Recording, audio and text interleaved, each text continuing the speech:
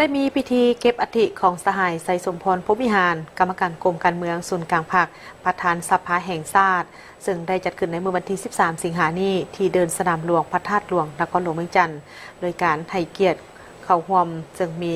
คณะพระสงฆ์การนำผักลัดสภาแห่งชาติพร้อมด้วยลูกหลานภพวิหารเข้าร่วมพิธีเมนเริ่มต้นด้วยการไหว้พระหับศีลจากพระสงฆ์ขอขมา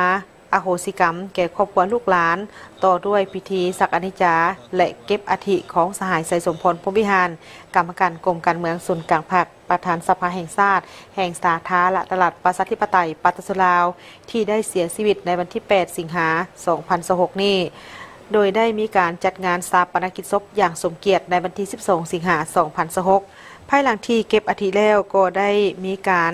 ลากอัฐิด้วยน้ำสงและก็ได้มีการกาเกี่ยมไว้และต่อด้วยการปั้นหุ่นและสืบต่อทำพิธีทางศาสนาตามพิธีของประเพณีที่เคยสืบทอดกันมา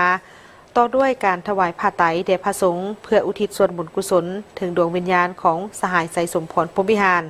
ตลอดชีวิตแห่งการปฏิบัติหับไส้ชาติหับไส้ปัตตสนสหายไสสมพรภพวิหารได้อุทิศตนเพื่อภารกิจปกปักรักษาและสร้างสรรค์พัฒนาประเทศชาติเวลาใดก็ถือผลประโยชน์ของพรรคของชาติและของปัตตสนเหนือกลัวสิ่งอื่นใดเวลาใดสหายก็ดำรงชีวิตแบบเรียบง่ายปลอดใสขาวสะอาดประหยัดมัธยัติใกล้ชิดติดแท้กับมหาชนจริงใจต่อเพื่อนสหายเอื้อเฟื้อเผื่อแผ่ต่อทุกคนที่อยู่อ้อมข้างตนเข้มงวดในด้านหลักการเข่งขัดต่อระเบียบวินัย